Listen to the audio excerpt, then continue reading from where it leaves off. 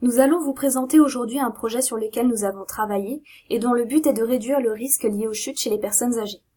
Il faut savoir qu'une personne sur 5 dans le monde est âgée de plus de 65 ans, que le nombre de seniors de plus de 60 ans en 2000 était de 9 millions en France, avec une estimation pour 2050 à 12 millions. Le risque de chute chez la personne âgée est non négligeable. Il est essentiellement retrouvé dans les activités de double tâche et les transferts. Plus de la moitié des personnes âgées ayant chuté récidivent dans l'année. La chute est généralement multifactorielle, ce qui peut également être corrélé à terme à une notion de polypathologie. La chute est la conséquence de l'inadéquation entre la personne et son environnement, et dans le cas du vieillissement, cette inadéquation peut être liée à des modifications physiques, sensorielles ou cognitives. La prévention des chutes comporte 3 temps. D'abord, identifier les facteurs de risque, puis poser un diagnostic étiologique, et enfin proposer des interventions. Notre projet s'inclurait plutôt dans le 3e temps de la prévention, parmi d'autres axes d'intervention qui lui seront complémentaires, comme la médication, le traitement des pathologies sous-jacentes potentiellement en cause, la rééducation, l'éducation, l'étude de l'environnement et l'hygiène de vie. Nous proposons donc ici un outil simple d'utilisation et facile d'accès, des tutoriels YouTube qui s'adresseraient à ces personnes âgées dans la prévention des chutes ou de leur récidive. Le bénéfice de ce projet serait donc une diminution du nombre de chutes chez les personnes âgées, permettant ainsi une augmentation de leur qualité de vie, de leur espérance de vie, mais aussi une diminution du coût socio-économique que ces chutes impliquent.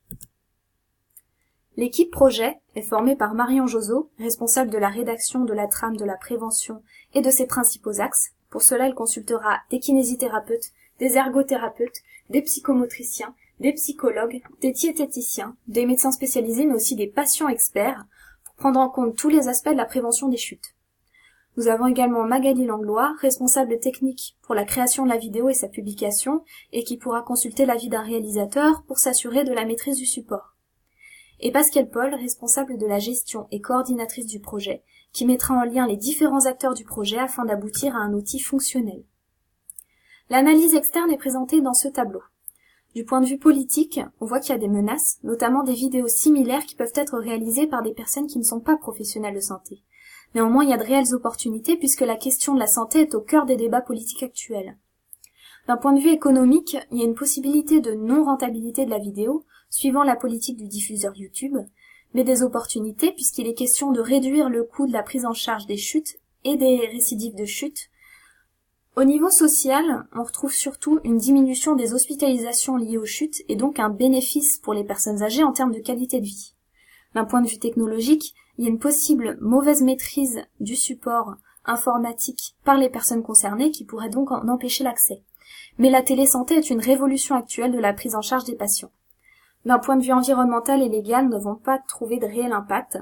Il faut aussi savoir que la concurrence des applications mobiles dans le domaine de la santé est également à prendre en considération ici. Au niveau de l'analyse interne, on retrouve donc des forces, telles que l'aspect universel de la démarche, l'accessibilité facile, la simplicité de compréhension, c'est un support imagé, pédagogique, ludique. Par contre, il y a aussi des faiblesses.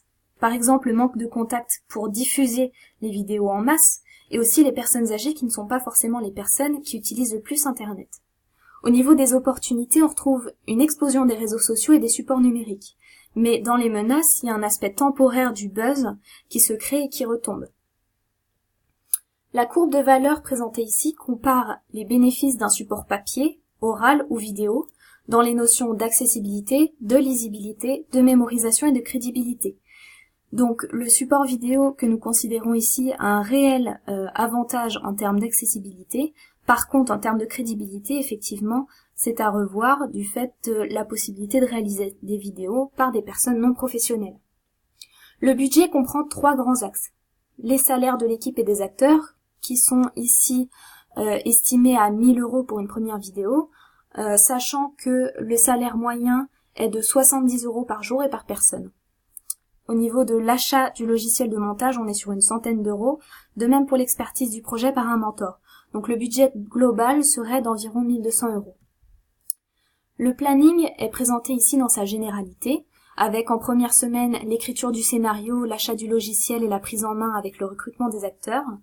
En deuxième semaine, le tournage de la vidéo, le montage et la réunion des participants. Et en troisième semaine, la publication sur Internet et la promotion massive sur les réseaux sociaux. Nous pourrons également proposer un rétro-planning par la suite selon la faisabilité du projet.